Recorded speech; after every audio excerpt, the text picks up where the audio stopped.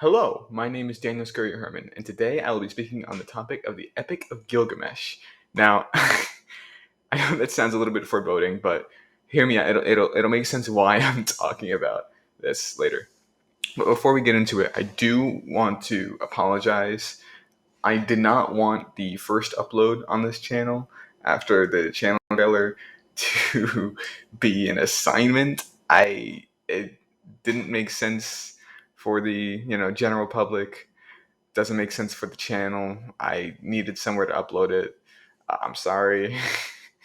There will be a few of those throughout the semester, so I'd ignore them if I were you. They're not going to be entertaining or interesting or anything, but I need to put them somewhere.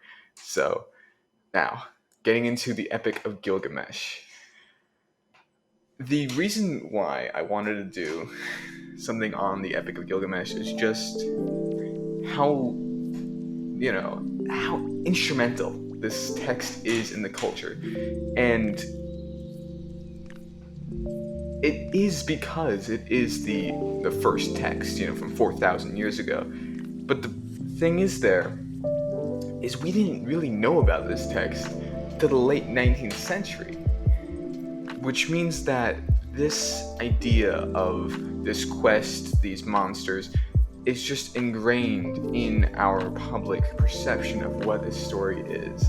And that's what is so inspiring to me about the Epic of Gilgamesh, is that in its basest form, it is the story that, the Joseph Campbell monomyth.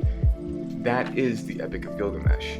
It's a flood story before even Noah was around. It's a story about mortality before mortality. It was a big topic in plays and stories and books and such.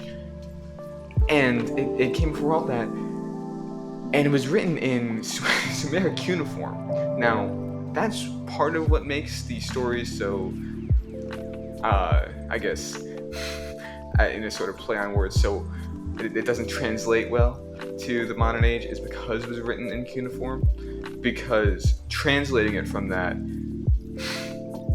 it sort of does come off as choppy, and part of how it was written, especially back in those days, like with the Iliad and the Odyssey, how those are written in this sort of oral nature, and it doesn't really translate perfectly to a written text. The fact that it was written in Sumeric cuneiform sort of creates this barrier between a modern audience and the Epic of Gilgamesh. And that's what's so dissatisfying about the fact that you don't really see, I haven't heard of any adaptations of the Epic of Gilgamesh in like a film or some sort of other, series or something. I feel like that's like you've seen Iliad and the Odyssey adapted into plenty of things, and sort of like that storyline adapted into a modern age with different characters. But this predates Homer. This is the first story. And what's crazy about this is there was a King Gilgamesh of Ur, again, in the Fertile Crescent, mind you. This is from the Fertile Crescent, like the very foundation of the switch from hunter-gatherers to civilization. That's where this story is from. It's from Mesopotamia. That's freaky to me that this dates so far back, and I mean, we're not talking about it much, but we're still talking about it. That just blows my mind. And it also shows the effectiveness of Joseph Campbell's monomyth, how all those stages really track, because that's what the story is. The death of Enkidu, that translates directly into the monomyth, and it fits so perfectly. Overall, it's a story about human perseverance, which is really what every story is about at the end of the day. Even if it is about an animal or something, it's about that perseverance of Gilgamesh, fighting back against his own mortality because he's a demigod. And of course he's a demigod. Every story from that age has to be a demigod. He is the chosen one. And that chosen one archetype dates back to the first story. It's crazy.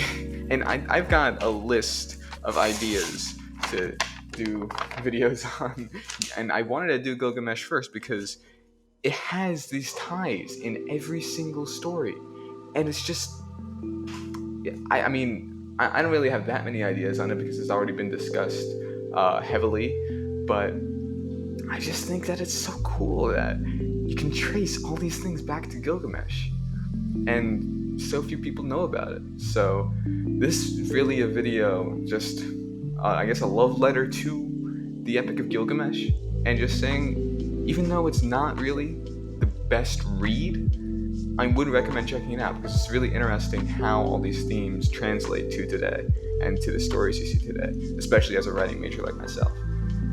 So I thought it was cool, and until next time, adieu.